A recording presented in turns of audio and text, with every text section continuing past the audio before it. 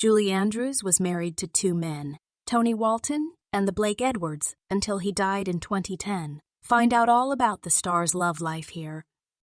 Julie Andrews is a sparkling star of the stage and screen with a career spanning multiple decades. She starred in tons of classic musicals, like Thoroughly Modern Millie, The Sound of Music, and Mary Poppins, which she won an Academy Award for. Fans who were youngsters in the early aughts, though, may recognize her more for her roles in modern classics like The Princess Diaries. More recently, though, Julie has appeared in the hit Netflix series Bridgerton. Julie is set to appear in her Mary Poppins co-star Dick Van Dyke's 98 Years of Magic special on CBS on Thursday, December 21. The special commemorates the actor's 98th birthday, and it will feature performances from those closest to him, as well as younger stars who were influenced by his work.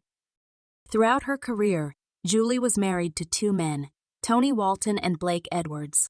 While her marriage to Tony ended in divorce, she was wed to Blake until he died in 2010. Get to know more about both of Julie's husbands here. Tony Walton. Julie married British set and costume designer Tony Walton on May 10, 1959 in Weybridge, Surrey. The actress initially met Tony when she was performing in Humpty Dumpty in 1948. Growing up, Julie had often performed with her mother and stepfather, and at 13, she was the youngest performer to appear at a Royal Variety performance. After meeting Tony and developing a relationship with him, she walked down the aisle at 24. They share one child, a daughter named Emma, who currently works as a children's author. Julie welcomed Emma in 1962, right before she shot to stardom with Mary Poppins. Tony notably designed Mary Poppins' iconic costumes for the flick. The couple ultimately divorced in 1968, and Julie went on to marry director Blake Edwards. More on that below.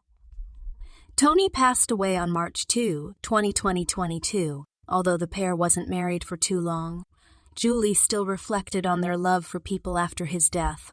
Tony was my dearest and oldest friend. He taught me to see the world with fresh eyes, and his talent was simply monumental. I will miss him more than I can say. She added, "We are a huge blended family, and as we hold each other close, we take comfort knowing that he lives on, not only in his children and grandchildren, but in the memories of thousands who cherished his warmth and generosity, and the glorious gifts he gave us, gifts of theater and film, ballet and opera, the graphic arts and illustration." Blake Edwards. Julie's second marriage was to director Blake Edwards, a film director, producer, and screenwriter, in 1969, speaking with Good Morning Britain in a 2015 interview. Julie recalled her meeting Blake actually a decade before they exchanged vows. Like ships that passed in the night at some event?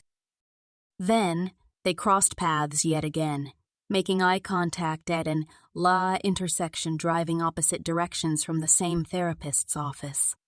"I was going one way and he was going the other," Julie told the outlet.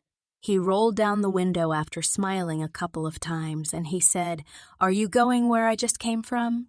Very corny. Sorry about that." In addition, in an interview with Diane Sawyer, Julie said she was afraid she was trying very hard not to fall in love with him. For Blake, the director of classics like Breakfast at Tiffany's and Pink Panther, their meet-cute was wonderfully Hollywood. At the time of the so-called meet-cute, both Julie and Blake were married. Julie to the aforementioned Tony Walton. In 1967, they both divorced their respective spouses and reconnected, going on to date after their divorces were finalized.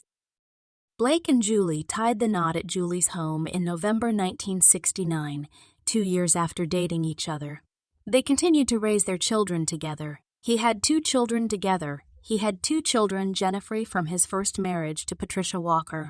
They also then adopted two daughters, Amy and Joanna, who were both orphans from Vietnam. Moreover, they lived internationally, with homes in Law, London, and Gstaad in Switzerland.